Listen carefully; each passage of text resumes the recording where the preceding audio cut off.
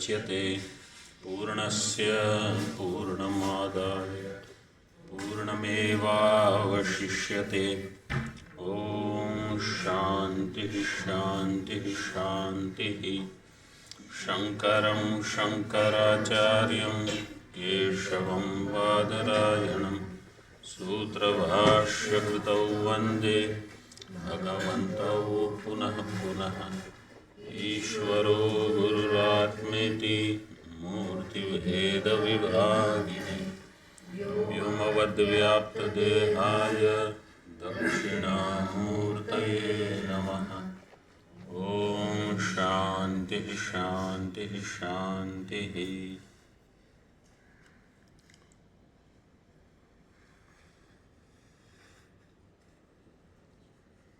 अशरीरं वावसन्तं न प्रिया प्रिय स्पृशतः न वै सशरीरस्य सतः प्रिया प्रिययोरपहतिरस्ति।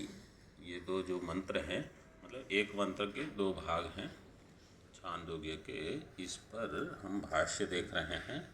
अनुभूति प्रकाश छांदोग्य उपनिषद का जो प्रजापति उपाख्यान है, प्रजापति के द्वारा जो उपदेश दिया गया है, उस पर छांदोग्य उपनिषद पर यहाँ विद्यारण्य स्वामी जी ने जो श्लोक लिखे हैं, उसके निमित्त में हम भाष्य थोड़ा देख रहे हैं। इसमें प्रजापति जी ने 3 विकल्प किए थे उपदेश में। प्रथम विकल्प क्या था? अक्षि पुरुष, अक्षिणी पुरुष, जो दक्षिण अक्ष में पुरुष रहता है। जागृत अवस्था में विश्व का स्थान क्या है? दक्षिण अक्ष। श्लोक क्या है कारिका?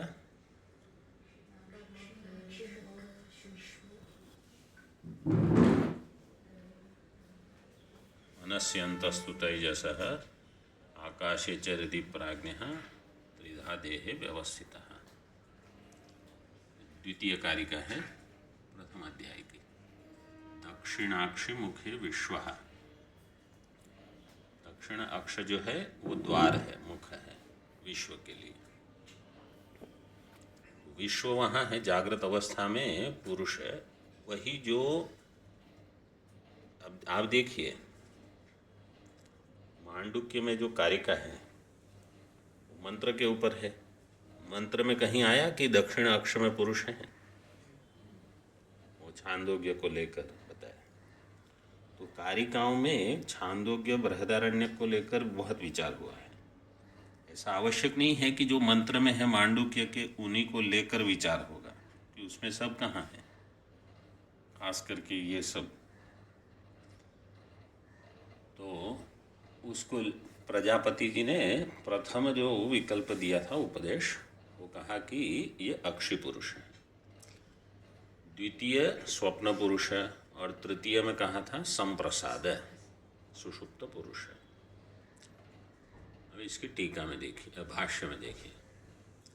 यह एषो अक्षिणी पुरुषो दृश्यत इति छाया पुरुष एवं प्रजापतिना उक्तः स्वप्न सुषुप्तयोश्च अन्य एव न परो अपहत पापमत्वादि लक्षणों विरोधात् इति केचित् मन्यन्ते।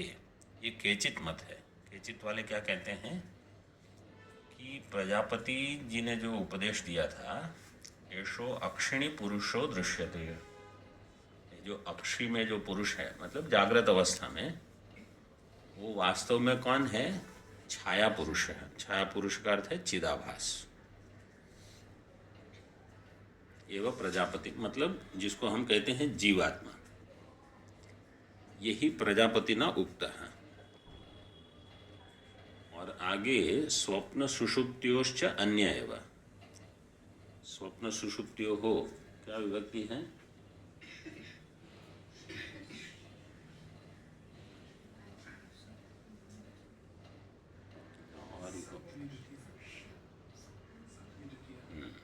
सप्तमी द्वितीय। स्वप्न सुषुप्ति हो, स्वप्न और सुषुप्ति में जो पुरुष है वो अन्य है। सप्त स्वप्न सुषुप्तियोश्च अन्य एव न परः, और ये अन्य कौन है? परमात्मा नहीं है। अक्षी पुरुष जो बताया वो परमात्मा नहीं है। परमात्मा का लक्षण क्या कहा है? अपहत पापमत्वादि लक्षणों। तो वहाँ मंत्र में ही दिया है, एष आत्मा अपहत पापमा विजरो विमृत्यु विशोको विजिगत्सो अपिपास इत्यादि जो दिए हैं, वो परमात्मा प्रजापति ने नहीं बताया है। ऐसा केचिन मन्यन्ते, ये केचित वाले मत हैं। केचित मतलब वो वृत्तिकार वगैरह कोई रहेंगे, भर्तृ प्रपंच आदि, भाष्यकार के पहले जिनका मत प्रसिद्ध था उनका खंडन कर रहे हैं। अब ये देखो, ये मत जो है ना, ऐसा नहीं है कि वो पुस्तक में है, वो हमारी समझ में है। अगर आपको समझ में आ जाएगा कि ये तो ऐसा, तो मैं ही समझता हूँ ये ऐसा है। साधारण व्यक्ति क्या समझता है कि जो जागृत अवस्था अभिमानी है वो कर्ता भोक्ता है कि नहीं है, और वो परमात्मा है, बस तो ये हो गया। वही यहाँ केचिन मन्यन्ते मतलब ये मत समझना कि कोई गुफा में बैठ के लिखते हैं कि ये हमारा मत है। वो सर्वसाधारण लोग यही समझते हैं। छायादि आत्मनांच उपदेशे प्रयोजनम आचक्षते। छायादि आत्मनां, छाया मतलब ये चिदाभास जो है, जीवात्म रूप से उपदेशे, उसमें प्रयोजन बताते हैं। प्रयोजनम आचक्षते, क्योंकि कोई पूछेगा कि पहले ऐसे क्यों उपदेश दिया। अगर आपको ब्रह्म बताना है, आत्मा बताना है, तो उपदेश ऐसे क्यों कहा, चिदाभास बता के क्या लाभ है? तो उसका प्रयोजन बताते हैं। आदौ एव उच्यमाने किल दुर्विज्ञेयत्वात्, पहले से अगर परमात्मा ही बता देते हैं तो, क्योंकि वो दुर्विज्ञेय है, जानने में वो कठिन है। परस्य आत्मनो अत्यंत बाह्य विषयासक्त चेतसो अत्यंत सूक्ष्म वस्तु श्रवणे व्यामोहो मा भूत इति। परमात्मा तत्व कैसा है? दुर्विज्ञेय।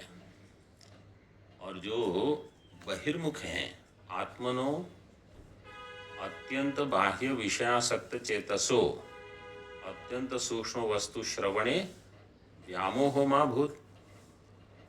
अत्यंत बाह्य विषयासक्त चेतसः, इसमें समास विग्रह कैसे करोगे?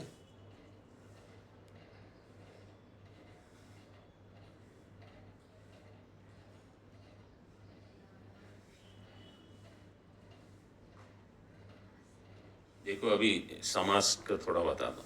इसमें कितने पद हैं?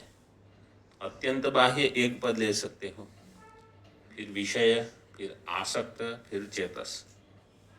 तो साधारणतः दो पद का समास करते हैं। कहीं कहीं मतलब पाणिनि महर्षि ने स्वीकार किया है त्रिपद समास विग्रह भी होता है, लेकिन यहाँ तो अधिक पद हैं, तो आपको दो दो पद लेने पड़ेंगे। अब देखिए, अत्यंत बाह्य, अत्यंत बाह्य जो है ये विषय का विशेषण बन रहा है। विषय कैसे हैं? अत्यंत बाह्य है।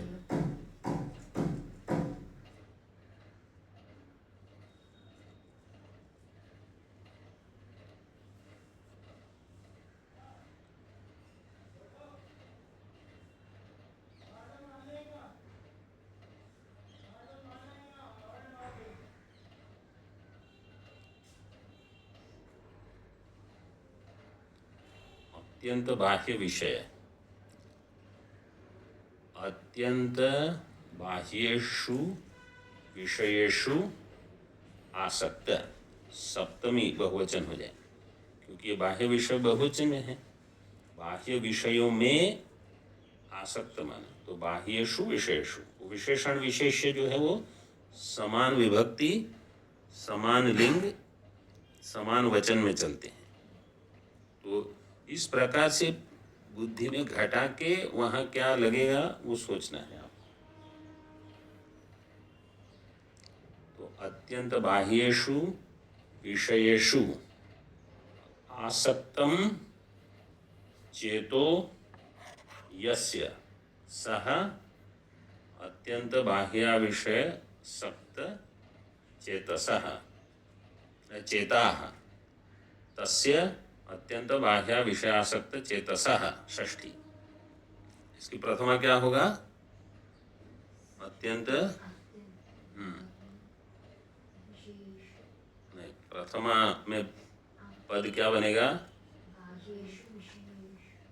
नहीं, अत्यंत चेता, चेतस प्रातिपदिक है, जैसे नचिकेतस प्रातिपदिक है। प्रथमा में क्या होगा?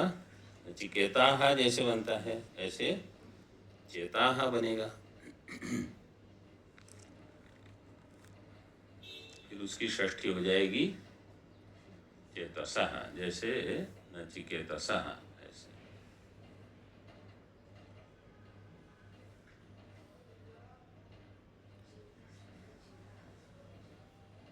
चेतस दिया है, अच्छा नपुंसक में, हाँ पुल्लिंग में। तो चेता एक बार तो चेता ही रहेगा, चेता नहीं रहेगा। चेतस शब्द तो होगा लेकिन पुरुष जो है तो पुल्लिंग है ना, उसके लिए बन रहा है चेता बनेगा, जैसे नचिकेता वैसे ही बनेगा। चेतस भले नपुंसक लिंग हो लेकिन चेतस किसी का होगा, तो जिसका होगा वो पुल्लिंग में चलेगा ऐसे।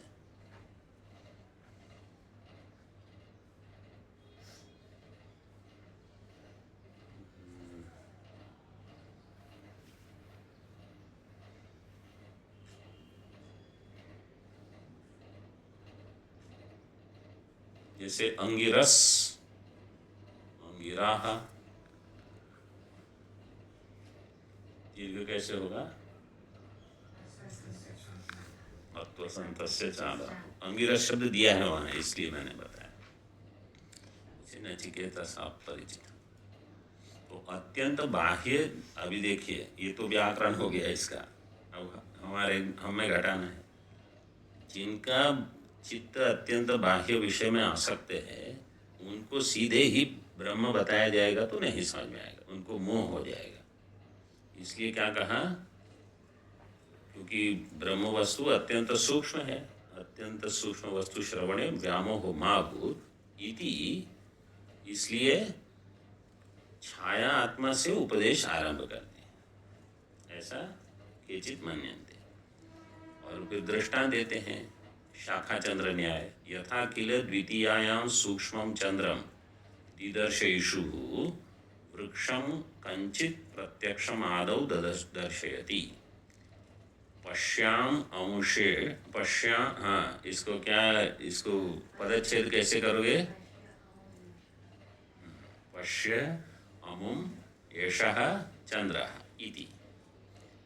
गुरु बताएंगे पश्य अमुम एषः चंद्रः, ये चंद्र। तो किसको दिखाएंगे? लेकिन वृक्षम कंचित प्रत्यक्षम आदौ दर्शयति, ये जो वृक्ष है बोले यही चंद्र है, ऐसे देखो। क्योंकि दिखाना क्या है? द्वितीया का चंद्रमा। द्वितीया का चंद्रमा एक तो बहुत कम समय तक रहता है, देख कभी कभी दिखता है यहाँ, और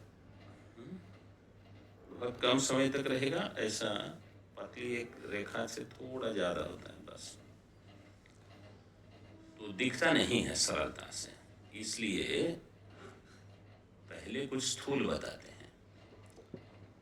पश्य अमुम एषः चंद्र इति ततो अन्यं ततोपि अन्यं गिरिमूर्धानं च चंद्र समीपस्थम एषः चंद्र इति। फिर उससे कुछ अन्य शाखा, फिर अन्य शाखा, फिर गिरिमूर्धानम पर्वत की कोई चोट, फिर वहाँ से चंद्र समीपस्थम एषः चंद्र, चंद्र के समीप दिखाकर फिर ये चंद्र है ऐसे, ततो असौ चंद्रम पश्यति, तो वो शिष्य जो हो चंद्र का दर्शन कर सकता है। इसलिए वो कहेंगे, जैसे आप तैत्तिरीय उपनिषद में आत्मा कैसे बताया है, पहले अन्नमय कोश को कहा ये आत्मा है, सवायश पुरुषो अन्न रसमय, फिर कहा प्राणमय आत्मा है, फिर कहा मनोमय आत्मा है, फिर तो वहाँ भी क्रम से ही बताते हैं। ये शाखा चंद्र न्याय प्रसिद्ध है, तो यहाँ पर भी शाखा चंद्र न्याय से दर्शन करा रहे हैं। गलत क्या है, पूर्व पक्ष ये कहेगा।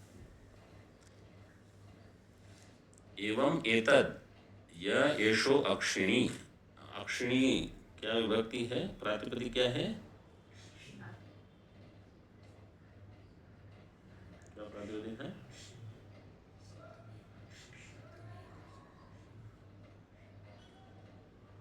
अक्षी, अक्षिण्य, अक्षी प्रातिपदिक, नकार किस सूत्र से आएगा,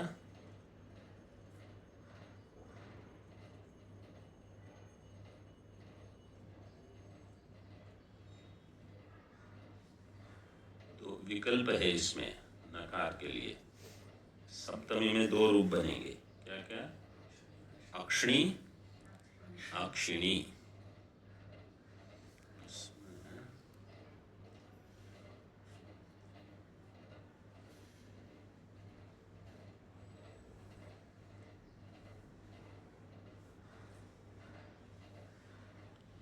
अस्ति दधि सप्ति अक्षणाम अनडुदातः, अनंग, अनंग आदेश होगा विकल्प से एक में और फिर विभाषा गीक्ष्यो, अनंग आदेश दोनों में होगा, विभाषा गीक्ष्यो विकल्प से एक में लोप होगा, आकार का एक का नहीं, उपधा आकार का लोप नहीं होगा। इस प्रकार से दो रूप बनेंगे, लेकिन वहाँ गलत दिया है, अक्षिणी रूप है, वहाँ अष्टाध्यायी में अक्षणी अक्षिणी दिया है, वास्तव में वो अक्षिणी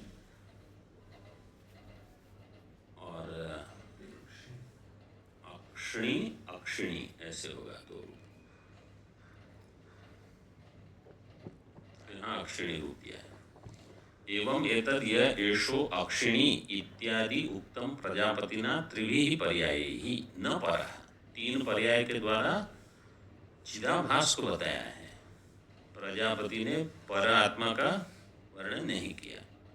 तो जैसे जागृत अवस्था अभिमानी जो है वो कर्ता भोक्ता है, आपने सुना मांडू के विस्तार से अभी, स्वप्नावस्था अभिमानी वो भी करता नहीं है, भोक्ता है, भोक्तृत्व वहाँ है, और सुषुप्ति अवस्था अभिमानी प्राज्ञ। तो तीन जो बता दिए हैं वो कर्ता भोक्ता उसी का वर्णन है, विश्व तेजस प्राज्ञ। तो यहाँ कोई कहेगा प्रजापति ने भी तीन पर्याय में यही बताया है, और फिर चतुर्थ हेतु पर्याय देहान मर्त्यात् समुत्थाय अशरीरताम आपन्नो ज्योति ही स्वरूपम, और चतुर्थ पर्याय में देह से जो देह जो कि मर्त्य है, देहात मर्त्यात् समुत्थाय, मर्त्य देह से ऊपर उठ के समुत्थाय, अशरीरताम आपन्न, जो अशरीर है, क्योंकि बताना तो है अशरीरी, अशरीरताम आपन्न ज्योतिष स्वरूपम, जो ज्योतिष स्वरूप है, अत्रायम पुरुष स्वयं ज्योति ही, वो ज्योतिष स्वरूप है, उसको बताया। चतुर्थ पर्याय में केवल परमात्मा, पहले तीन पर्याय में जीवात्मा जो परमात्मा से विलक्षण है। यस्मिन् उत्तम पुरुषे स्त्रियादिभिर् जक्षत क्रीडन रममाणो भवति स उत्तमः पुरुषः, वह उत्तम पुरुष जो स्त्रियादि, यह आएगा बाद में, नीचे संख्या दी है 8, 12, 3, स्त्रियादिभिर् जक्षत क्रीडन रममाण जो पुरुष है वो उत्तम पुरुष है। सह उत्तम पुरुष पर, वह है परमात्मा है। उक्त इति च आहु, इति च केचित आहु, वो केचित वाले कहते हैं इस प्रकार से इसकी व्याख्या करनी है।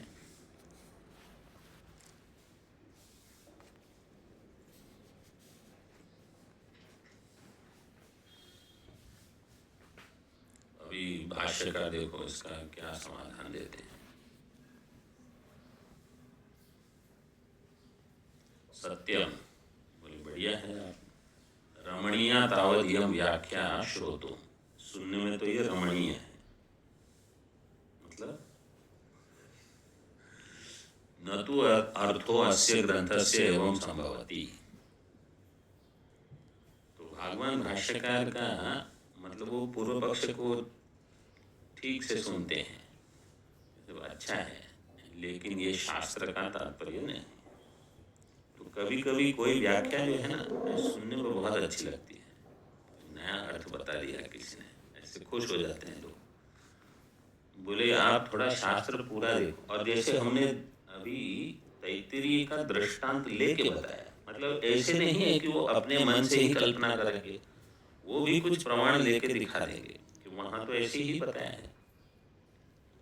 तो एक उपनिषद में है तो दूसरे में क्यों नहीं हो सकता। तो जो अधिक शास्त्र अध्ययन नहीं करते अथवा जैसे ब्रह्म सूत्र आदि को ध्यान में नहीं रखते, तो उनको तो क्या है, थोड़ा कुछ पढ़े हैं तो कुछ बताएंगे तो बोले हाँ ये तो बहुत बढ़िया है, ऐसा तो किसी ने नहीं लिखा। और लोगों को ऐसा लगता है कि अन्य किसी ने अगर ऐसे अर्थ नहीं किया है तो ये सही ही होगा। वास्तव में तो उल्टा होना चाहिए कि अन्य किसी ने अगर ऐसा अर्थ नहीं किया है तो इसके ऊपर प्रश्न चिन्ह पहले लगाओ। देखो, न तो अर्थो अस्य ग्रंथस्य एवं संभवति, इस ग्रंथ का इस प्रकार से अर्थ संभव नहीं है। क्यों संभव नहीं है? कथम अक्षिणी पुरुषो दृश्यत इति उपन्यस्य। पहले ही उन्होंने कहा अक्षिणी पुरुषो दृश्यते, ये बताने के बाद फिर ये उपन्यास किया, मतलब आरंभ उपक्रम जिसको हम कहते हैं यहाँ से। फिर शिष्याभ्याम छायात्मनि गृहीते, शिष्यों के द्वारा उस शिष्यों ने किसको ग्रहण किया? छायात्मा को। छायात्मा का अर्थ ही है वो कर्ता भोक्ता जीवात्मा। तयोस्तद विपरीत ग्रहण मत्वा, तयोहो शिष्यो, ये जो शिष्य दो हैं उनके द्वारा विपरीत ग्रहण हुआ, वो जान करके तद अपनयाय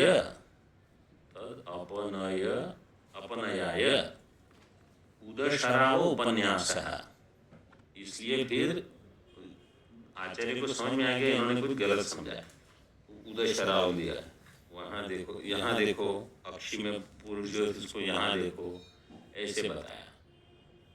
मतलब मैं सोच रहा हूँ ये प्रजापति जी इतने कठिन आचार्य रहे होंगे, मतलब सीधे उपदेश कुछ बताते तो सरल हो जाता। अक्षी पुरुष बताया, वो गलत हुआ तो कैसे नहीं कहा है अरे ये गलत है, बोले वहां देखो उदशराव में। और अगर गलत शिष्य कुछ, मतलब शिष्य गलत सोच के जा रहे हैं, उनको रोका भी नहीं। इतने कठिन होंगे ये, दो ही विद्यार्थी पढ़ते हैं, उनको भी एक को तो 101 साल रखा मतलब आया तो कह रखो रहो, और क्या, चुपचाप बैठो, 32 साल के बाद पूछना। बहुत कठिन होंगे, मतलब हम तो वहां टिकेंगे ही नहीं, ऐसा लग रहा है। लग क्या रहा है, नहीं टिकेंगे।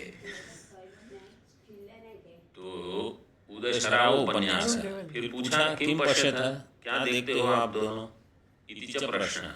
फिर साधु अलंकार उपदेश, उनको कहा अलंकार वगैरह करके आओ, फिर देखो। ये सब अनर्थक हो जाता।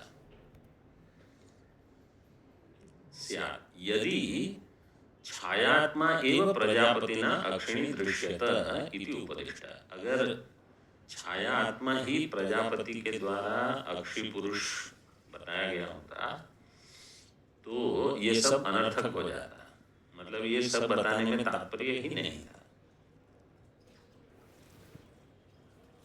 फिर कोई कहेगा कि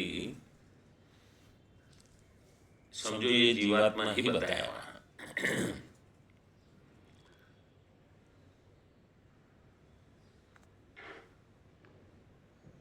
तो प्रजापति ने जो जो आयास किया, वो आयास किस लिए था कि आपको जो ग्रहण हुआ है वो मिथ्या ग्रहण हुआ है, ठीक नहीं हुआ है।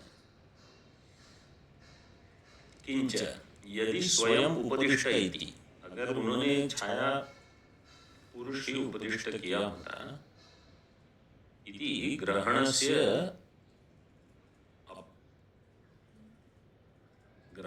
अपि अपनयनम कारणम वक्तव्यम स्यात्, तो ग्रहण का अपनयन फिर कहा कि नहीं वो नहीं, वहां देखिए ये कीजिए वो कीजिए, इसका कारण बताना होगा। अगर जो बताया वो सही समझ में आ गया तो और आगे बताने की क्या आवश्यकता।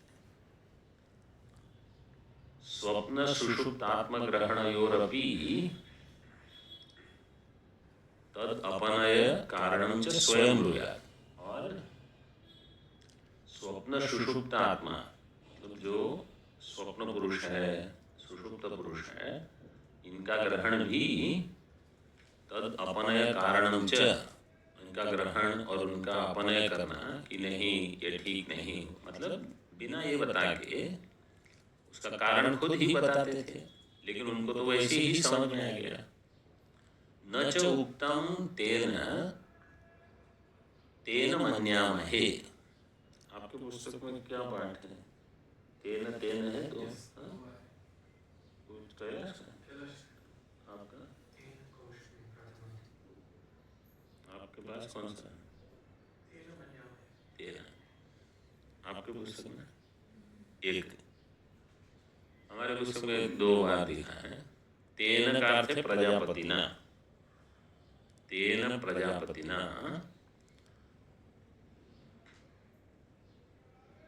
न च उक्तम कहा है, न च उक्तम प्रजापतिना, प्रजापति के द्वारा ये नहीं बताया गया। तेन, तेन दूसरे तेन का अर्थ होगा अनुक्तेन, डाल दीजिए, तेन का अर्थ है अनुक्तेन, पोस्ट में रख सकते हैं। चूंकि वो नहीं बताया इसलिए मन्यामहे न अक्षिणी छायात्मना प्रजापतिना उपदिष्टा, प्रजापति के द्वारा ये नहीं कहा गया कि आपने जो समझा वो सही है, अथवा अपने का कारण बताना चाहिए था, अपने का कारण नहीं बताया इसलिए आपने जो समझा वो गलत है, इसलिए तो उसका अपने कर दिया। जैसे किसी को कहा जाए इस चीज को वहां रखो, वहां से वहां अन्य कहीं रखते हैं, तो ऐसे नहीं कहेंगे वहां नहीं, यहाँ रखो, बस यहाँ रखो का अर्थ है वहां, बस ये हो गया अपन है, उसका निषेध कर दिए। तेन मन्यामहे न अक्षिणी छायात्मना प्रजापतिना उपदिष्ट, इसलिए अक्षी के द्वारा, अक्षी पुरुष के द्वारा छायात्मना प्रजापतिना न उपदिष्ट, छायात्मा, छायात्मा प्रजापतिना न उपदिष्ट, प्रजापति ने छायात्मा नहीं बताया।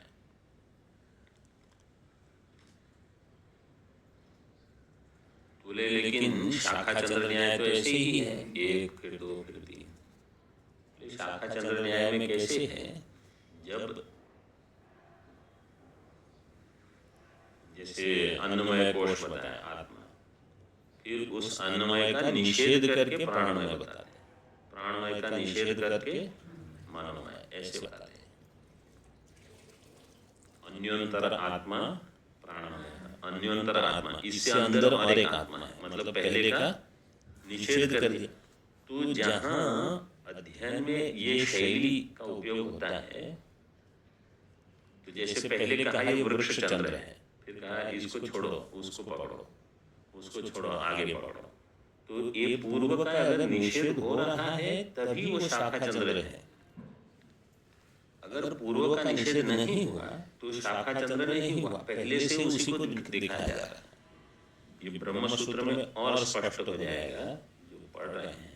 मतलब स्पष्ट कहीं बहुत चीजें होती हैं, लेकिन आपको ये ध्यान में होना चाहिए कि अच्छा ये स्पष्टीकरण आया है वो इसलिए आया है, नहीं तो कुछ हम पढ़ लेते हैं लेकिन आपको पता ही नहीं कि ये किसको मार रहा है। तो ब्रह्म सूत्र में आएगा वो प्रसंग कहीं, जैसे 5वें अधिकरण में ही आ जाएगा शायद। ईक्षण कर रहा है वो कौन है? सत है, स ईक्षत। जो ईक्षण करने वाला सत है वो चैतन्य है कि प्रधान है? वो पूर्व पक्ष कहेगा प्रधान है, और फिर कहेगा वो शाखा चंद्र न्याय से बता देंगे। पहले प्रधान बताया फिर पुरुष बता देगा, 2 स्टेप में। तो आपको कहीं निषेध वाक्य चाहिए फिर कि प्रधान का निषेध हो रहा है, ऐसा कहीं मिलेगा नहीं 6ठे अध्याय। तो ये जो प्रक्रियाएं है ना, ये कहीं एक जगह आपको उसका समाधान मिल जाएगा, वो समाधान सभी जगह लगाना होगा। तो ऐसे ब्रह्म सूत्र आदि अब सभी ग्रंथों में कहीं न कहीं कोई समाधान होता है। अब देखो इसमें किंच अन्यत् अक्षिणी दृष्टा चेत्, अन्यत् अक्षिणी दृष्टा चेत् दृश्यत इति उपदिष्टः स्यात् ततः इदं युक्तम्। अगर ऐसा आप कहते कि उससे अन्य एक अक्षी पुरुष है जो दृष्टा है, तो आप जो कह रहे हो वो ठीक है, लेकिन ऐसे उपदेश नहीं किया, उल्टे ऐसे उपदेश किया। एतम तु एव ते, जो पहले बताया यही वो है, दूसरी बार वही कहा, तीसरी बार वही कहा, चौथी बार वही कहा। मतलब जो विषय बता रहे हैं वो भिन्न भिन्न नहीं हो। एतम तु एव ते, एतम तु एव ते, ऐसे बताया गया। इति उक्त्वा स्वप्ने अपि द्रष्टुः एव उपदेशः। स्वप्न में भी दृष्टा जो है उसी का उपदेश किया। प्रथम विकल्प में भी दृष्टा, द्वितीय में भी दृष्टा, सभी विकल्पों में दृष्टा को ही बताया, वहां कोई जीवात्मा को अलग से नहीं बताया। अब देखिए इसको हम अपने में अगर घटा दें, अथवा जैसे जो अभी गीता सुन रहे हैं क्षेत्रज्ञ, साधारण क्या समझ होती है कि जगत ये तो क्षेत्र है, ये तो स्पष्ट है, और परमात्मा अलग है, वो भी स्पष्ट हो गया। अगर परमात्मा कहते हैं कि वो क्षेत्रज्ञ है तो ठीक है, वो क्षेत्रज्ञ हो, जगत क्षेत्र है, परमात्मा क्षेत्रज्ञ हो गए, और मैं कौन हूँ? जीवात्मा, जो अभी कर्ता भोक्ता बना हूँ। मैं अभी परमात्मा स्वरूप, मैं अभी परमात्मा स्वरूप नहीं हूँ। ऐसी समझो, अगर समझ ली कि क्षेत्र जगत मैं परमात्मा स्वरूप नहीं, परमात्मा कोई और है। बोले ऐसे जो समझता है और ऐसे जो समझाता है वो सभी आचार्यों में अधम है। उसके पास जाकर अध्ययन, ऐसा भाष्य में लिखा है, अपसदः। तो लेकिन ये समझ है, ये जो यहाँ बताया है ना, भले वो छांदोग्य में हो, लेकिन साधारण यही समझ है कि मैं कौन हूँ? कर्ता भोक्ता। अभी मैं बद्ध हूँ, फिर मैं बहुत मेहनत करूंगा और एक दिन बंधन से मुक्त हो जाऊंगा। मतलब ये अभी वहां नीचे भाष्य चल रहा है, इसलिए मैं थोड़ा बता रहा हूँ, कुछ सुन रहे हैं। तो हम ये मानते हैं कि एक कर्ता भोक्ता परमात्मा से अलग है, और शरीर त्रय अथवा पंचकोश ये अलग है। ये संप्रदाय रहित है, ये इन्होंने संप्रदाय से नहीं पढ़ा, क्योंकि ये क्या सोचते हैं कि एक दिन जीव ब्रह्म एक हो जाएंगे, एक दिन जीव ब्रह्म एक कभी नहीं होंगे। या तो जीव पहले से ब्रह्म है, या तो वो कभी नहीं होगा। तो यहाँ जो समझ दिखाते हैं वो साधारण प्रचलित समझ है। ऐसा नहीं है कि वो कोई एक ऐसे दर्शनकार कोई होंगे, वो जो सामान्य लोग समझते हैं वैसे ही उन्होंने बताया। तो जो ब्रह्म नहीं है वो ब्रह्म एक दिन कैसे हो जाएगा? जो परिच्छिन्न है वो एक दिन साधना करके अपरिच्छिन्न हो गया। न भवत्यमृतम मर्त्यम न मर्त्यम अमृतम तथा। आगे न कथंचित भविष्यति। तो अन्यथा भाव होगा ही नहीं। आप जो हो वो पहले से हो। आप में एक भ्रांति है कि मैं कर्ता भोक्ता हूँ, मैं इस शरीर से जुड़ा हूँ, मेरा कर्म से संबंध है, यही भ्रांति है। अब चाहे आप एक बार सुन के आपको समझ में आ जाए, चाहे 1000 बार सुन के आपको समझ में न आए, समझ यही बनानी है आपको। ऐसा नहीं है कि मैं अभी कर्ता भोक्ता हूँ और मैं साधन कर करके ब्रह्म हो जाऊँ। मतलब उनको केवल आचार्य यही कहेंगे आप फिर से श्रवण करो, बस। और समझो समझ में नहीं आया, आप फिर से श्रवण करो। आपको श्रवण ठीक से करना है, मतलब बिल्कुल सतर्क रहेगी। मुख्य शास्त्र यही बताना चाहता है। स्वप्ने न दृष्टा उपदिष्ट इति चेत्। अब कोई कहेगा ठीक है जागृत में तो हो गया, स्वप्न में तो लेकिन दृष्टा नहीं बताया। क्यों? क्योंकि वहाँ मंत्र दिया है,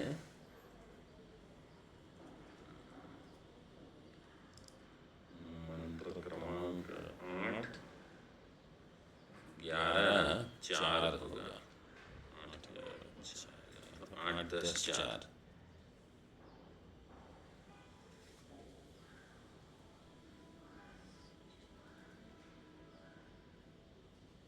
8, 7।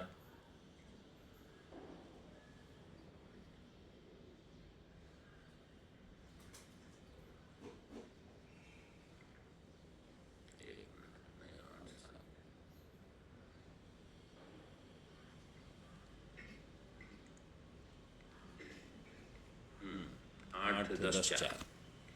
न वदेन अस्य हन्यते नास्य श्राम्येण श्रामो ग्रन्थि तु एव एनं विच्छादयन्ति इव अप्रिय वेत्ता। उस समय वो अप्रिय वेत्ता है। इति अपि रोदिति इव नाहम अत्र भोग्यम पश्यामि इति। तो इंद्र ने कहा कि ये तो आत्मा नहीं हो सकता, क्यों? वो तो स्वप्न में रोता भी है। वही दिया, न अपि रोदिति इव अप्रिय वेत्ता एव इति उपदेशात्। अप्रिय वेत्ता इव इति उपदेशात्।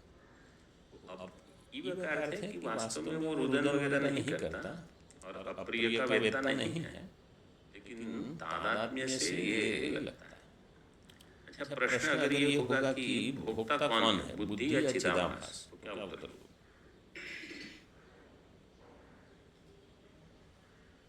प्रश्न समझ में आया? कौन है भोक्ता?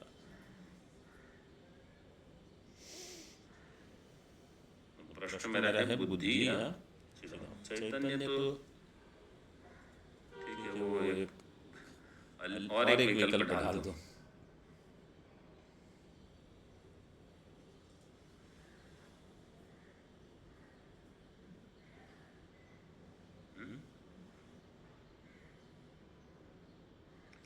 प्रश्न ये करेंगे कि आपने कभी बुद्धि को चिदाभास से अलग देखा है? चिदाभास को बुद्धि से अलग कभी हम केवल चिदाभास नहीं बुद्धि, अथवा केवल बुद्धि बिना चिदाभास की, ऐसे कहाँ हमको ज्ञान? जब भी अनुभव होता है सहज तादात्म्य है दोनों का, साथ में ही रहते हैं। तो कभी हम ये नहीं कह पाएंगे कि इसमें से ये भोक्ता है और वो भोक्ता नहीं है। फिर कहीं विचार में जहाँ बुद्धि को महत्व देना है तो उसको बता देंगे, जहाँ चिदाभास को महत्व देना है तो उसको बता देंगे। और जैसे उपदेश शास्त्री में तो कहा कि इन दोनों की अपनी सत्ता नहीं है, इसलिए सब आत्मा में, ऐसे भी बता सकते। मतलब जो भी आप समझो, मेरा कहने का प्रयोजन केवल इतना है कि ठीक पूरा समझ लो। फिर जब भी आप कहोगे कि बुद्धि है तो भी आपको पता है आप क्या बोल रहे हो, चिदाभास है तो भी आपको पता है आप क्या। अब सामने वालों को अगर स्पष्ट नहीं है तो भ्रमित हो जाएंगे। इसलिए आप जब अपने लिए समझते हो शास्त्र तो बिल्कुल स्पष्ट हो कि मैं भले यहाँ ये सोच रहा हूँ या बोल रहा हूँ कि चिदाभास है अथवा बुद्धि है, लेकिन उसका अर्थ क्या है मेरी बुद्धि में स्पष्ट है। स्पष्ट है मतलब शास्त्र सम्मत होकर स्पष्ट है, ऐसे नहीं कि हाँ मुझे सब स्पष्ट है चाहे स्पष्ट हो कि नहीं, ऐसे नहीं। न च द्रष्टुः अन्य कश्चित् स्वप्ने मह्यमानः चरति अत्रायं पुरुषः स्वयं ज्योतिरिति न्यायतः श्रुत्यंतरे सिद्धत्वात्। श्रुत्यंतर छांदोग्य की श्रुति में कहा है अत्रायं पुरुषः स्वयं ज्योति। अत्र का अर्थ क्या है?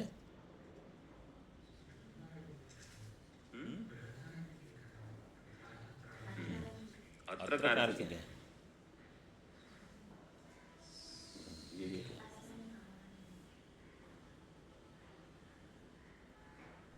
किसी ने उत्तर यहाँ से दिया, क्या रहा? हाँ, पंक्ति देखो, अत्रायं पुरुषः का अर्थ स्वप्न में। स्वप्न में जो पुरुष है वो स्वयं ज्योति है। स्वप्न में जो पुरुष है वो कौन है? एक ही है, आत्मा, वही चैतन्य रूप है। अत्र का अर्थ यहाँ बृहदारण्यक का छांदोग्य क्या? तो जब बृहदारण्य में वाक्य आएगा अत्रायं पुरुषः स्वयं ज्योति, तो वहाँ अत्र का क्या अर्थ करोगे? अत्र का अर्थ है स्वप्न अवस्था में। प्रसंग स्वप्न का उठाया है ना, स्वप्ने न दृष्टा उपदिष्ट है, ये पूर्व पक्ष ने कहा। तो स्वप्न की ही चर्चा चल रही है। स्वप्न में भी वही पुरुष है स्वयं ज्योति। तो अगर स्वयं ज्योति को बताया तो कौन होगा? वही दृष्टा है, चाहे वो स्वप्न में हो, चाहे जागृत में हो, चाहे कहीं भी हो। इति श्रुत्यंतरे सिद्धत्वात्। यहाँ तक हो चुका है ना। अभी आगे केवल थोड़ा ऊपर से बता देते हैं रूपरेखा।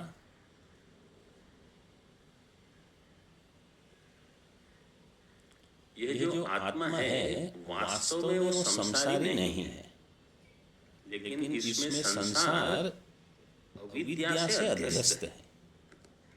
संसार का अर्थ है कर्तृत्व भोक्तृत्व भी। तो कर्तृत्व भोक्तृत्व आत्मा में अविद्या से अध्यस्त है। तो वास्तव में क्षेत्रज्ञ जो है वो परमात्मा स्वरूप है, लेकिन अविद्या के कारण हम क्षेत्रज्ञ को कर्ता भोक्ता परमात्मा से विलक्षण, परमात्मा असंसारी है, मैं संसारी हूँ, ऐसा मानते हैं। तो ये अविद्या इतनी दृढ़ है, इतनी गाढ़ है कि इसका विवेक ही समझ में नहीं आता कि क्या है क्या। मतलब मैं अपने आप को संसारी इतना मानता हूँ, वास्तव में अध्ययन के पश्चात भी यही सोचता हूँ कि मैं संसारी कर्ता भोक्ता, और मेरा संसरण हो रहा है, आगे भी होगा। यही इसी को कहा अविद्या। यहाँ अगर हम प्रहार नहीं देंगे, चोट नहीं लगाएंगे, तो हम ऐसे ही जिएंगे जैसे जो बिना वेदांत पढ़े हुए जीते हैं। उनको केवल एक लाभ होगा कि वो कुछ पुण्य कर्म अधिक करते हैं, हम वो भी नहीं करते। वो सब छूट गया है और ये प्राप्त नहीं हुआ, तो ये परिस्थिति न हो। उससे इसलिए बहुत अच्छा ये है कि इसको ठीक समझ के अविद्या कहाँ मूल समस्या क्या कर रही है उसी के ऊपर ध्यान दे। जब यहाँ मुख्य ये इसको समझ, और हमेशा मतलब चार जो विकल्प है, जागृत स्वप्न सुषुप्ति और चतुर्थ पर्याय में जो उपदेश दिया, इंद्र को पहले 32 साल एक उपदेश, दूसरे 32 साल द्वितीय, तीसरे 32 साल तृतीय, फिर 5 साल चतुर्थ, ऐसे 101 साल हो गए। ठीक है, 4 विकल्प में वही परमात्मा ही बताया गया। ऐसे नहीं कि पहले कुछ फिर कुछ अंत में कुछ और बता दिया, अथवा प्रथम 3 में कुछ बताया। तो जैसे प्रथम पाद, इसी को अगर मांडुक्य के इसमें देखोगे, जिसको आप सर्प मानते हो, जिसको आप दंड मानते हो, जिसको उदकधारा मानते हो, वही ब्रह्म है, वही तुरी है। ऐसे नहीं कि पहले कुछ बता दिया, फिर कुछ बताया, फिर कुछ बताया, चतुर्थ में और ही बता देंगे। जिसको आपने सर्प समझा, मतलब जिसको आपने कर्ता समझा, जिसको आपने भोक्ता समझा, जिसको आपने सुषुप्ति में बिल्कुल कोई मैं कुछ नहीं करूँगा, वो मैं हूँ, वास्तव में सब ब्रह्म ही है। किसी उपाधि के संबंध से, स्थूल शरीर के उपाधि के संबंध से आपको एक प्रतीति हुई, सूक्ष्म शरीर की उपाधि के संबंध से अन्य, कारण शरीर की उपाधि के संबंध से अन्य, वास्तव में वो वही ब्रह्म है। मुख्य यहाँ 4 पर्याय में अविद्या के कारण आप अपने आप को कर्ता भोक्ता मानते हो, इसलिए आपको लगता है कि प्रथम पर्याय में कुछ और बताया, द्वितीय पर्याय में और बताया। ओम पूर्णमदः पूर्णमिदं पूर्णात् पूर्णमुदच्यते पूर्णस्य पूर्णमादाय पूर्णमेवावशिष्यते। ओम शांति शांति शांति।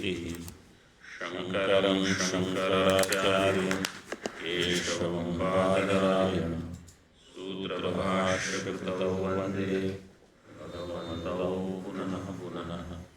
ईश्वरो गुरुरात्मेति मूर्तिभेदविभागिने व्योमवद्व्याप्तदेहाय दक्षिणामूर्तये नमः।